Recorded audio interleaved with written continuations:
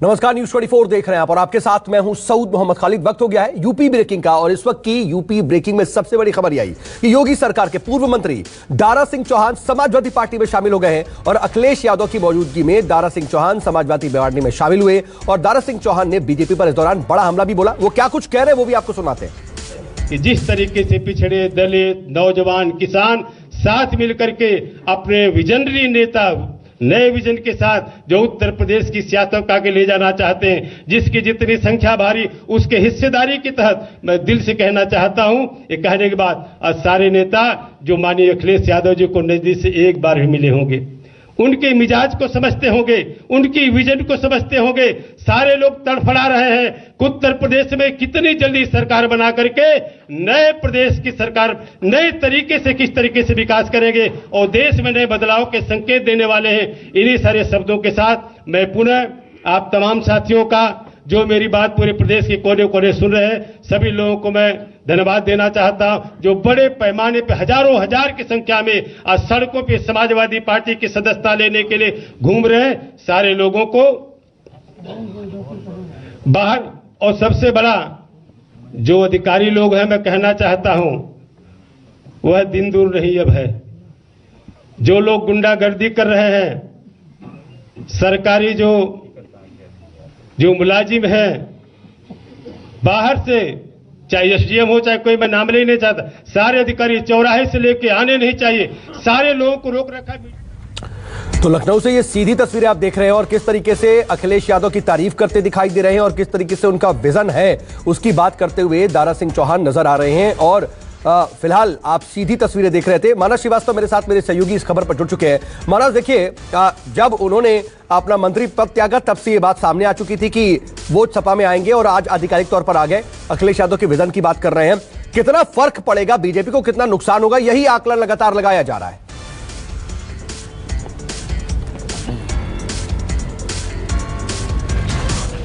देखिए, दारा सिंह चौहान का पूर्वांचल में खास तौर से मऊ के आसपास के इलाकों में उनका प्रभाव है और पिछड़े वर्ग से आते हैं, तो निश्चित तौर पर देखिए कुछ ना कुछ नुकसान तो वो करेंगे ही करेंगे। लेकिन साथ साथ अगर आप देखेंगे तो न केवल बीजेपी से बल्कि देखिए अपना दल जो सहयोगी दल है उसके भी एक विधायक आर.के. वर्मा जो प्रतापगढ़ से हैं वो भी आज अखिलेश यादव के साथ समाजवादी पार्टी में शामिल हो गए। तो लगातार समाजवादी पार्टी की तरफ से एक कोशिश हो रही है बीजेपी को डेंट मारने की और उसमें वो कामयाब होती भी नजर आ रही है। स्वामी प्रसाद मौर्य के बाद दारा सिंह चौहान की ज्वाइनिंग निश्चित तौर पर यह संकेत देती है कि भारतीय जनता पार्टी अपने उन तमाम नेताओं को जो पिछड़े वर्ग से आते थे उनको रोकने में नाकाम रही और जिस तरीके से समाजवादी पार्टी की रणनीति का हिस्सा थी कि इस बार वो पिछड़ों के साथ प्रमुखता से मैदान में उतरना चाहती थी, तो उसमें वो थोड़ा सा कामयाब होती नजर आ रही है। देखिए, चुनाव के नतीजे जो भी हों, लेकिन इस वक्त जो माहौल बना दिया है अखिलेश यादव ने, समाजवादी पार्टी ने, उससे एक जनता में मैसेज जा रहा है कि पिछड़ी जाति के तमाम जो नेता हैं, बड़े लीडर जो हैं, वो बीजेपी का दामन छोड़ करके और एक एक करके समाजवादी पार्टी के साथ शामिल हो रहे हैं। साथ ही अपना दल जो बीजेपी का सहयोगी दल है, अगर उसका भी कोई विधायक अगर जा रहा है तो निश्चित तौर पर उस इलाके में वो ज़रूर ये बताने की कोशिश करेंगे कि समाजवादी पार्टी में पिछड़ों का हित नहीं था, समाजवादी पार्टी में पिछड़ों की अनदेखी की जा रही थी, न केवल बीजेपी बल्कि सहयोगी दल की उपेक्षा की जा रही थी। तो एक माहौल बनाने की कोशिश ज़रूर होगी वहाँ पर और इसका कुछ फ़ायदा समाजवादी पार्टी को मिल सकता है। हालांकि भारतीय जनता पार्टी की अपनी तरफ से पूरी तैयारी कर रही है और आप देख रहे हैं कि उसने कल जब अपनी सूची जारी की तो आपने देखा होगा कि करीब 60% के करीब टिकट जो है वो पिछड़े और दलितों को उसने बांटे, जिसमें तमाम बड़े नाम भी शामिल थे। एक नाम अगर हम ले तो केशव प्रसाद मौर्य का भी, और केशव प्रसाद मौर्य बीजेपी में पिछड़े वर्ग के बड़े चेहरे हैं, बड़े नेता के तौर पर उनको जाना जाता है। तो एक कोशिश समाजवादी पार्टी की तरफ से हो रही है जो साफ तौर पर नजर आ रही है। हालांकि कल अखिलेश यादव ने कहा था कि अब हम आगे किसी को शामिल नहीं करेंगे, लेकिन चूंकि दारा सिंह चौहान की ज्वाइनिंग उस वक्त स्वामी प्रसाद मौर्य के साथ ही होनी थी, लेकिन उस वक्त उनकी ज्वाइनिंग नहीं हो सकी। दो अलग अलग हिस्सों में ज्वाइनिंग करके ये दिखाने की कोशिश की गई कि एक एक करके भारतीय जनता पार्टी के तमाम जो पिछले वर्ग के बड़े नेता हैं वो अब समाजवादी पार्टी के साथ आ चुके हैं, समाजवादी पार्टी का दामन थाम चुके हैं। सही बात कह रहे हैं आप मानस। लेकिन मानस, आप इसके साथ साथ देखिए एक बड़ी बात यह है कि आने वाले वक्त में नफा नुकसान क्या होगा, इसी को देखते हुए तमाम कोशिशें की जा रही हैं। लेकिन इस बीच एक और बड़ी खबर, अगली ब्रेकिंग बता दें आपको कि यूपी चुनाव के लिए आम आदमी पार्टी भी आज अपने उम्मीदवारों के नाम का ऐलान करने वाली है और 150 सीटों पर आज आम आदमी पार्टी अपने प्रत्याशियों की सूची जारी कर सकती है। बताया जा रहा है कि पार्टी के राज्यसभा सांसद संजय सिंह दोपहर करीब 3 बजे प्रेस कॉन्फ्रेंस करके उम्मीदवारों के नामों का ऐलान करेंगे। मानस मेरे साथ लगातार लखनऊ से मेरे सहयोगी बने हुए हैं। मानस, आम आदमी पार्टी भी फाइट में है, हालांकि शुरू में बहुत ज्यादा चर्चा में थी, लेकिन बीच में थोड़ी पिछड़ती दिखाई दे रही है। फिर भी 150 उम्मीदवारों की लिस्ट सामने आ जाएगी।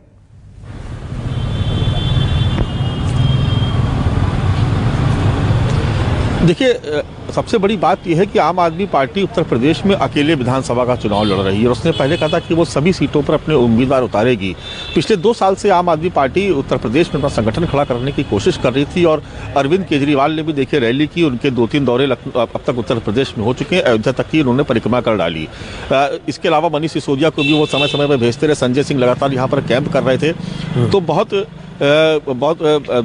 जाँच पड़ताल के बाद, बहुत मेहनत करने के बाद एक एक करके उम्मीदवारों का चयन किया गया और उनमें से आज जो पहली सूची जा रही है उसमें 150 नाम शामिल होंगे। राज्यसभा सांसद जो आम आदमी पार्टी के संजय सिंह, वो लखनऊ में एक प्रेस कॉन्फ्रेंस करके अपने उम्मीदवारों की सूची जारी करेंगे। काफ़ी लंबे समय से ये कोशिश की जा रही थी और कोशिश ये है आम आदमी पार्टी की तरफ से कि वो सभी सीटों पर अगर ठीक है, मैं आ रहा हूं आपके पास मानस। देखना होगा कि आम आदमी पार्टी कितनी फाइट में। लेकिन इस बीच एक और बड़ी खबर बता दें जो बीजेपी के खेमे से है।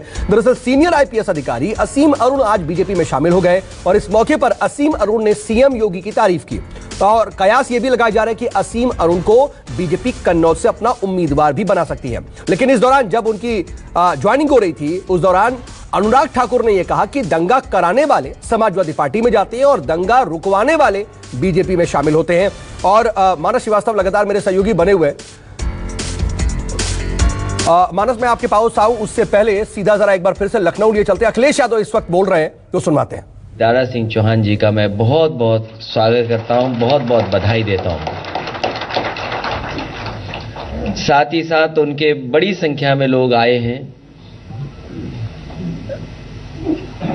साथ ही साथ उनके साथ बड़ी संख्या में लोगों को आना था, लेकिन कोविड प्रोटोकॉल को मानते हुए उतनी बड़ी संख्या में लोग नहीं आए और हम लोगों ने जानबूझ करके रोका कि इधर हम सब मिलकर के प्रोटोकॉल को मानेंगे, प्रोटोकॉल के जो नियम हैं उनको अपनाएंगे।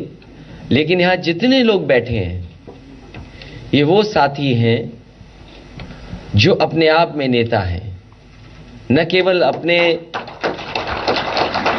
गांव के बल्कि आसपास के क्षेत्र में भी प्रभाव छोड़ने वाली ये नेता है।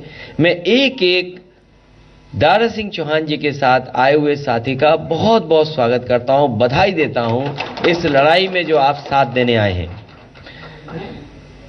कुछ लोगों के नाम मैं पढ़ सकता हूं। योगेंद्र चौहान जी हैं, शारदा प्रसाद चौहान जी हैं, मोहन चौहान जी हैं, ब्रजभान चौहान, बाघ सिंह चौहान, डीपी सिंह चौहान, अगन प्रताप सिंह जी, उग्रसेन चौहान, विभूति चौहान, विष्णु प्रताप चौहान, सुरेश राम, देवेंद्र चौहान, डॉक्टर सूर्यनाथ चौहान जी, रविंद्र गुप्ता जी, लालता चौहान, राम रफीक राजभर जी, रमेश चौहान जी, दुर्वेश सिंह चौहान, ई दिनेश सिंह चौहान, लालता चौहान, संतोष चौहान, चतुर्भुज चौहान, राम बचन चौहान जी, राम प्रवेश चौहान, ब्रजमोहन चौहान, राजेश चौहान जी के साथ साथ और भी नाम है जो मैं नहीं बोल पा रहा हूं, लेकिन प्रदेश अध्यक्ष जी से मैं कहूंगा उन सभी नामों को पार्टी की सूची में शामिल कर करके इन सभी साथियों से अपील होगी कि आने वाले चुनाव में हमारी अपनी जगह पर रह करके हमारी मदद करने का काम करें।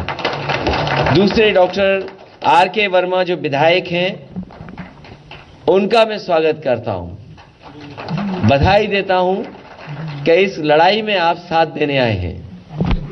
ये बहुत बड़ी लड़ाई है जिसमें आप सब लोग मिलकर के समाजवादी पार्टी का सहयोग कर रहे हैं। समाजवादी पार्टी के गठबंधन के लोगों का आप सहयोग और मदद करने का काम कर रहे हैं। और मैंने कई मौकों पर कहा कि हम सब साथ आए और भारतीय जनता पार्टी की जमानत जब्त कराएं। हम सब साथ आए और भारतीय जनता पार्टी की जमानत जब्त कराएं। और लखनऊ और दिल्ली के झगड़े में सोचो, अभी तक तो मुझे यह लग रहा था कि डबल इंजन की सरकार, इंजन एक दूसरे से टकरा रहे हैं। कभी कभी लगता था कि दिल्ली वाले, लखनऊ वाले एक दूसरे के इंजन के पहिए खोल रहे हैं। लेकिन इस लड़ाई में जो विदाई हुई है गोरखपुर के लिए, मैं बधाई देता हूं। और जब उन्होंने अपने आप भेज दिया है तो जनता और हम सब लोग मिलकर के पक्की उनकी विदाई कर देंगे कि दोबारा इधर लौट करके ना आ पाए। और इसलिए भी जरूरी है कि लगातार झूठ का सहारा लिया, कितना झूठ बोला, लगातार 4.5 साल झूठ बोला, और नेगेटिव पॉलिटिक्स, विभाजन की पॉलिटिक्स, नफरत की पॉलिटिक्स, आपस में लड़ाने की पॉलिटिक्स, लोगों को अलग करने की पॉलिटिक्स, तोड़ने की पॉलिटिक्स, ये राजनीति अगर किसी ने की है तो भारतीय जनता पार्टी ने की है।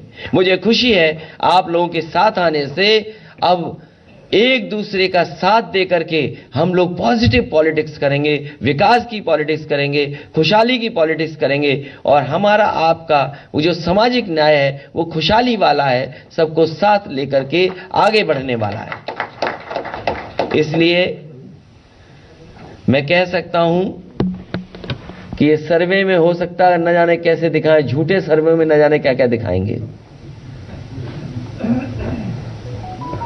ये झूठे सर्वों में क्या क्या दिखाएंगे, लेकिन जमीनी हकीकत हम लोग सब जानते हैं।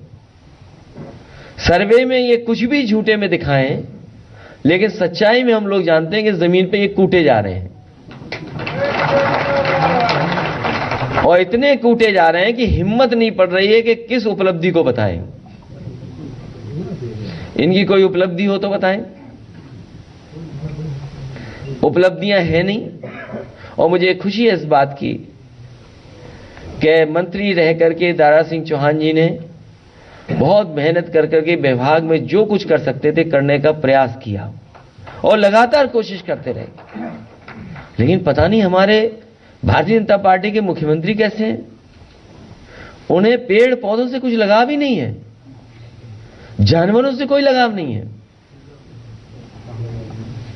उन्हें कोई नदियों से लगाव नहीं। मुझे याद है कि जब मैं एक बार विदेश यात्रा पे गया था तो मैंने वहां जानकारी की अपने लोगों से जो जानकार थे उस देश के, कि हमारे छोटे बच्चे हैं उनको कहां लेकर के जाऊं।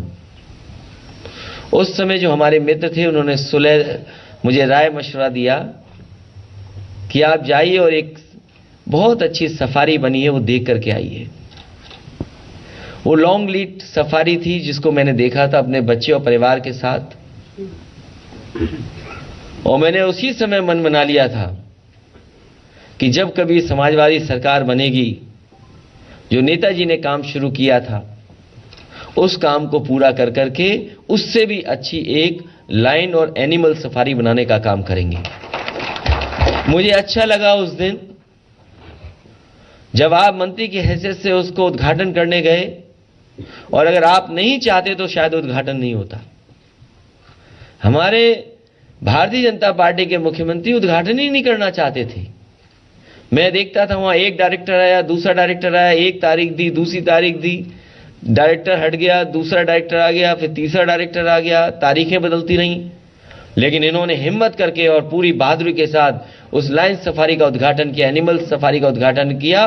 और सबसे बड़ी बात यह थी कि आपने नेताजी और समाजवादी पार्टी को कहा कि इन्हीं की वजह से इतनी अच्छी लाइन सफारी बनी है।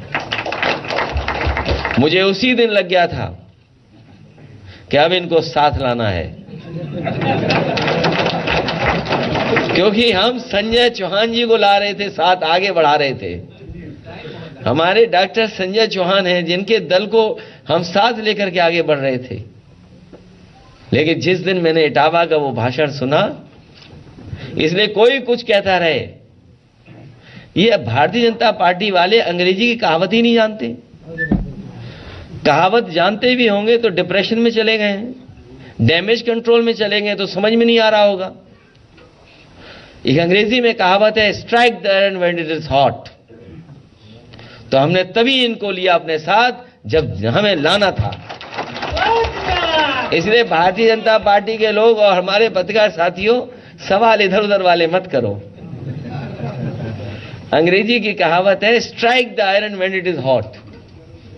हमें तो उसी दिन अच्छा लगा था कि जब आपने लायन सफारी का उद्घाटन किया और वो काम भी आगे बढ़ाए जो कभी समाजवादियों ने काम किए थे। बर्ड फेस्टिवल, कौन करता है बर्ड फेस्टिवल? हमारे मुख्यमंत्री जी को पता नहीं किससे प्यार है। कभी कभी तस्वीर तो आती है, हमें डर लगता है कि उस तस्वीर को सही मानूं कि बुरा मानूं या गलत मानूं। कभी कभी एक तस्वीर चलती है डिजिटल प्लेटफॉर्म पे कि वो किसी को गोदी में बैठाए हुए हैं। अरे भाई, जानवर क्यों बदल रहे हो? कौन किसको गोदी पे बैठाए वो नहीं पूछ रहा हूं मैं। क्या नाम बदल देते हो आप लोग? तो इसलिए कभी कभी डर लगता है। जो सोशल मीडिया है, तो उस सोशल मीडिया पे क्या चल रहा है, वो सच है कि नहीं सच है, इसलिए वो आप तय कर लो। लेकिन समाजवादी सरकार में पहली बार बर्ड फेस्टिवल का आयोजन किया गया, चंबल के किनारे किया गया और दुनिया के बड़े बड़े देशों से लोग आए, बड़ी संख्या में लोग आए। उस काम को ही आगे बढ़ाया आपने। लखीमपुर में भी बर्ड फेस्टिवल हुआ, लेकिन लाख प्रयास के बाद वो बर्ड फेस्टिवल दोबारा नहीं हो पाया। बताओ, जिन्हें पेड़ पौधों से प्यार ना हो, जिन्हें अपनी नदियों को साफ करने में लगाव ना हो, जिन्हें पंछियों से ना कोई प्यार हो, वो आखिरकार जनता से और हमारे जो पिछड़े हैं, गरीब हैं, उनके दुख और तकलीफ कैसे समझेंगे? कैसे समझेंगे? और अभी मैंने देखा तस्वीरें, कैसे बेमन तस्वीरें थी। वो खिचड़ी खा रहे थे, कितने बेमन से खिचड़ी खाई जा रही थी, खाना खाया जा रहा था। उन्हें याद आ रहा होगा कि हमने शैम्पू नहीं भिजवाया, साबुन नहीं भिजवाया। साबुन और शैम्पू भिजवा देते तो थोड़ा सा मन ठीक होता तो खाते। आखिरकार जिम्मेदार कौन है? अगर गरीब आज शैम्पू साबुन से, या उसके पास तेल नहीं है, खाने पीने के सामान नहीं है, कपड़े नहीं है, महंगाई है, तो आज का जिम्मेदार कौन है? जिम्मेदार मुख्यमंत्री हैं। इनकी सरकार है, डबल इंजन की सरकार है। अगर वो संपन्न होते तो वो अच्छे कपड़ों में होते, साफ सुथरे होते और उनके साथ बैठने में उन्हें भी सम्मान लगता, क्योंकि जानते थे कि गरीब है, हो सकता है 2 दिन 3 दिन से न नहाया हो, परेशानी में रहा हो, वो जानता नहीं है। इसीलिए साबुन और शैम्पू भिजवाए थे। और वोट के बहाने देखो वो कहानी क्या थी, बहेलिया वाली कहानी। कुछ बहेलिया वाली कहानी है जिसमें दाना डाल के पकड़ते हैं। कौन नहीं जानता ये बात? वोट के लिए देखो खिचड़ी खा रहे हैं लोग। इसलिए हर वर्ग के लोग समझ गए हैं कि ये वोट के लिए सब कुछ कर रहे हैं। इसलिए सब साथ आएं और भाजपा की जमानत जब्त कराएं, यही हमारा निवेदन है।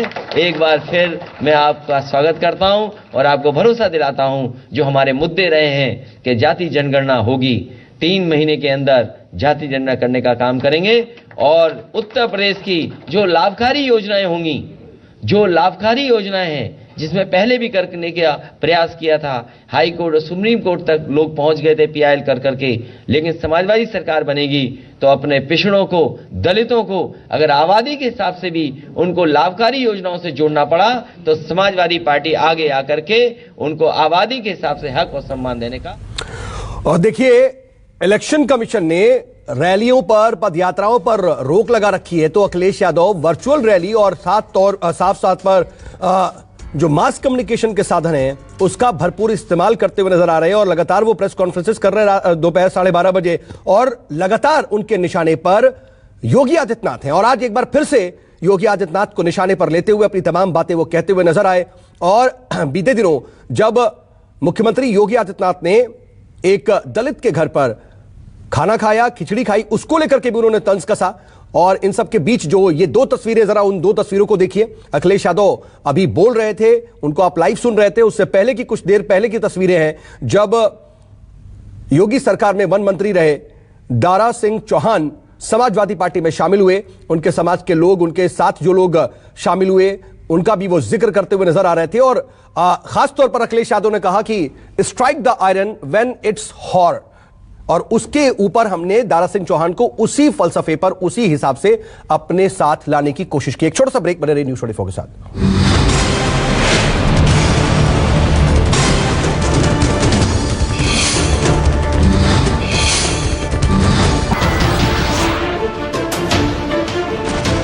नमस्कार, मैं हूं मानक गुप्ता। अगर आपको हमारा ये वीडियो पसंद आया हो तो इसे लाइक और शेयर जरूर करें, और हां, हमें सब्सक्राइब और फॉलो करना ना भूलें ताकि आप देश और दुनिया की कोई खबर मिस ना करें। तो जुड़े रहिए हमारे साथ और देखते रहिए न्यूज़ 24।